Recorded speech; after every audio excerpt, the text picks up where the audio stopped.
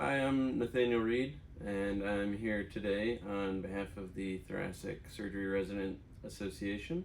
And in today's episode of the TSRA podcast, that's sponsored by Hemosonics, I'm here with Dr. Kyle Miletić of the Henry Ford Health System here in Detroit, Michigan. Dr. Miletić completed his medical school at Wayne State University, followed by his residency in cardiothoracic surgery at the Cleveland Clinic.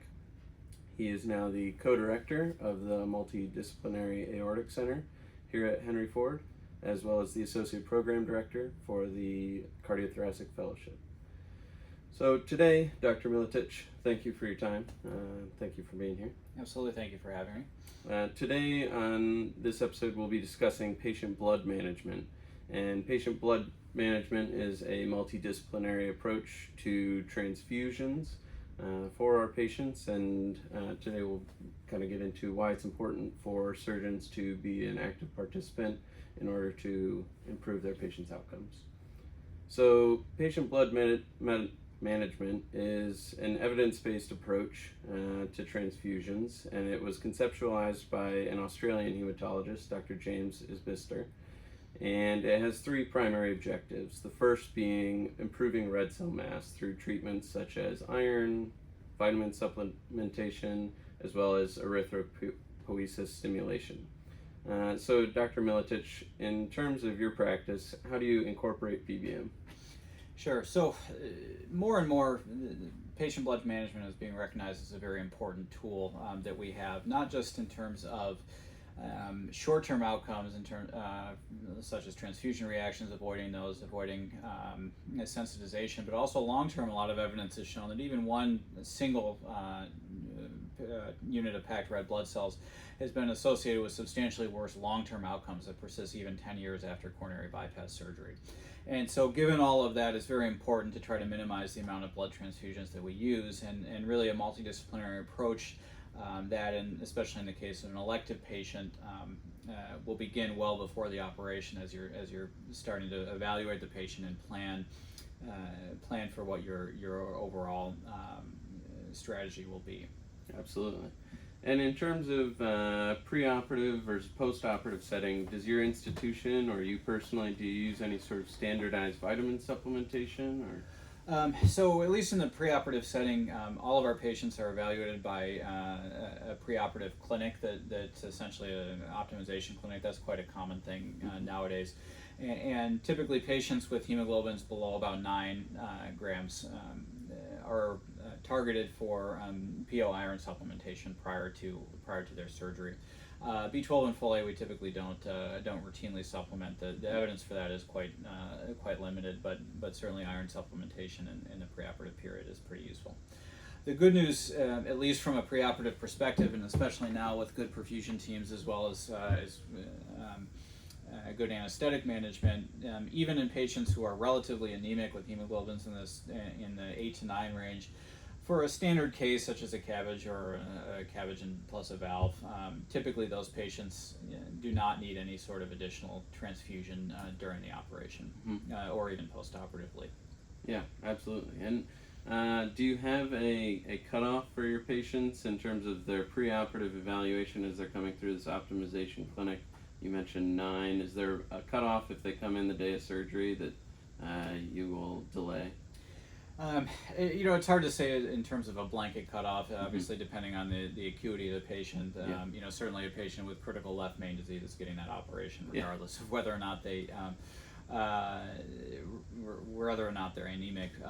It's certainly a totally elective, for example, minimally symptomatic severe mitral regurgitation. If they're below about 7 to 7.5, I would probably want to get them a little bit more optimized before operating. The good news is that with our preoperative evaluation clinics, both my own team of APPs that evaluate these patients as well as the anesthesia providers, it's very unusual that you would have a surprise anemia before surgeries. Typically, these patients are optimized well in advance of their date of surgery. Absolutely.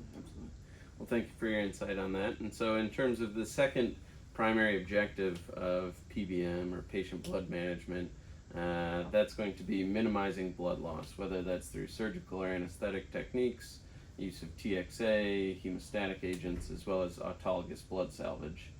And in particular, in regards to the last of those, autologous blood salvage, I've been in a variety of cases and seen the importance of Cell Saver and what a difference that makes. Could you speak to the importance of Cell Saver and some of the different ways in which you use it during your cases? Sure. Cell Saver is really, I think, in the modern era, a cornerstone of all adult cardiac surgery. I use it routinely on every single case that I do. What Cell Saver has been shown is it does decrease the incidence of transfusion of packed red blood cells. The essential concept of a Cell Saver is that it takes whole blood that's suctioned from the operative field, washes it with a heparinized saline, and spins it down to essentially separate the packed red cells from the remainder of, first of all, any debris that was also sucked up along with it, and then second of all, the rest of the blood components like white cells, platelets, and so on. And that unit of packed red blood cells is then reinfused into the patient. Really, what it has shown, obviously intuitively, is that it decreases the rate of red cell transfusion. But it has not been shown, and this is obviously somewhat intuitive, it has not been shown to reduce the rate of FFP, platelet, or cryoprecipitate administration. The one concern and the one drawback that you do have with especially very extensive use of Cell Saver is that by pulling out the platelets and a lot of the other serum coagulation proteins, you can, typically after about 4 to 5 units of Cell Saver, you do begin to see some degree of coagulopathy just from the dilutional effect of removing all of those factors. So generally in patients that we anticipate more substantial blood loss, such as circulatory arrest cases, major multiple, double valve cases, and so on, you would want to use kind of a multi-pronged approach in terms of both salvage and the cardiotomy suckers, as well as being judicious with your Cell Saver. And I often really emphasize to trainees and to the PAs that pools of blood in the field should be taken out by the cardiotomy suckers, and the Cell Saver should be kind of reserved for the visualization of what you're trying to sew or what you're trying to go after during the surgery. Definitely. And then in terms of Cell Saver, it's also been very important in another kind of resurging field of within cardiac surgery, which is the bloodless cardiac surgery. And this was popularized in the past, and one of its major proponents was Dr. Cooley of note. And in terms of the benefits of bloodless cardiac surgery, obviously you've already mentioned some of the issues associated with transfusions and why that has kind of come back into vogue. Could you discuss some of the techniques that you utilize for achieving a bloodless cardiac surgery? Sure. So bloodless cardiac surgery has a lot of benefits beyond, just in patients who refuse to accept blood products for whatever personal reasons they have. The biggest one, as I touched on earlier, is the negative mortality association between transfusion and between transfusion use in patients that persist long term, and certainly transfusion reactions, additionally, are neither rare nor inconsequential. We do see certainly transfusion-related pulmonary edema and respiratory complications pretty regularly. So achieving bloodless surgery, I think, is a very important aim. And as I mentioned before, it really is a multi-pronged strategy. Certainly use of Cell Saver and intraoperative blood salvage is very important. Another major thing is with perfusion is making sure that the pump is primed with autologous blood. And so while you prime the pump initially with crystalloid, I routinely have my perfusionists replace that crystalloid with the patient's own blood volume through something called retrograde autologous priming that helps substantially minimize the dilutional effect of several hundred cc's of crystalloid that they would otherwise normally get by going on pump. Yeah. Patients who are substantially volume overloaded, especially going into the operation, and we see this a lot in heart failure patients, in patients with severe valvular regurgitation. Oftentimes, I'll have the perfusionist actively ultrafiltrate several liters of fluid off of these patients while they're on pump. It's very easy to do with the hemoconcentrators. That improves overall hemoconcentration and can potentially reduce the transfusion requirement. Certainly, we run tranexamic acid in pretty much all major cases to help reduce fibrinolysis later on.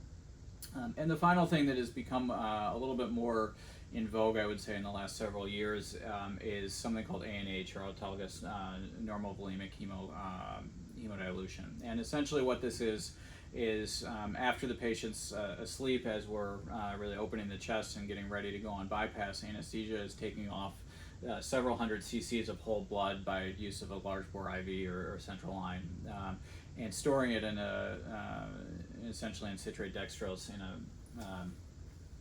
in a bag that's then reinfused back into the patient after the conclusion of the bypass run and after we've given protamine.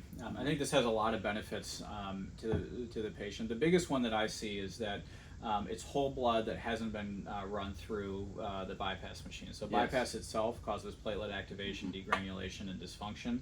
So even if your platelet count is normal after bypass, you still have some degree of platelet dysfunction, and we all see this. There's also deposition of fibrin and other clotting factors on the actual plastic of the bypass circuit, leading to a relative deficiency in your clotting factors. So given all of that, these patients are necessarily coagulopathic. By then having blood that has not gone through, having a unit or two of whole blood that has not gone through the pump for the last couple hours and then reinfusing it, at least anecdotally, you see a pretty substantial decrease in bleeding relatively shortly after administration. And there has been some evidence now that's starting to come out. Again, this is a relatively newer concept, but there's evidence starting to come out that shows that it does reduce your transfusion requirements as well. That's fantastic. Thank you for that insight. Sure. And in terms of the final objective of patient blood management, that's going to be optimizing basically the patient's tolerance of anemia, because it's going to occur. And so in order to do so, we can maximize their cardiac and their pulmonary function, as well as instituting a more restrictive threshold for transfusions. And one of the major trials that kind of demonstrated some evidence in that regard was the TRIX-3 trial that emphasized a transfusion threshold of 7.5 rather than more liberal thresholds of 9, 10, things like that. However, there is some debate regarding these thresholds and their use for certain subsets of patients that you may encounter as a cardiothoracic surgeon. So are there any patients in particular that you target a higher transfusion threshold for, and what are the factors that kind of influence that? Sure, I think that's a great question, and 7.5, or typically in my practice, usually 7. If below 7, I'm more comfortable transfusing. I try to avoid it in patients with a hemoglobin above 7. There's really a couple of situations in which I think it's beneficial to target a higher one, and one is actually a pre-op scenario that we would see fairly commonly, and it's a patient with in the kind of perioperative acute MI setting that's awaiting surgery, generally having a higher, given the maximal extraction of oxygen from hemoglobin by the heart, especially in a heart that's relatively ischemic, maximizing the DO2 to the myocardium by having a slightly higher hemoglobin, I think is a pretty reasonable situation in that case. Any patients who are sort of have an unexplained low cardiac output state with a low mixed venous, despite a relatively normal myocardium and relatively normal EF that you've seen intraoperatively. Obviously, you want to rule out other causes of that, such as tamponade or pump failure. But in patients with normal ventricles who still have persistently low mixed venuses and low indices, that may be an indication to try to transfuse them, especially if you're having trouble weaning inotropes in these kind of patients. Then somebody with a hemoglobin in the low 7s, I may give them an extra unit of blood to improve that. Absolutely. And so in today's episode, that kind of encompasses the 3 tenets of patient blood management. And as Dr. Miletich was able to share with us today, some of the nuances and the importance of patient blood management. So thank you very much for your time and lending us your expertise today, Dr. Milicic. Absolutely. Thanks for having And me. that'll conclude today's episode.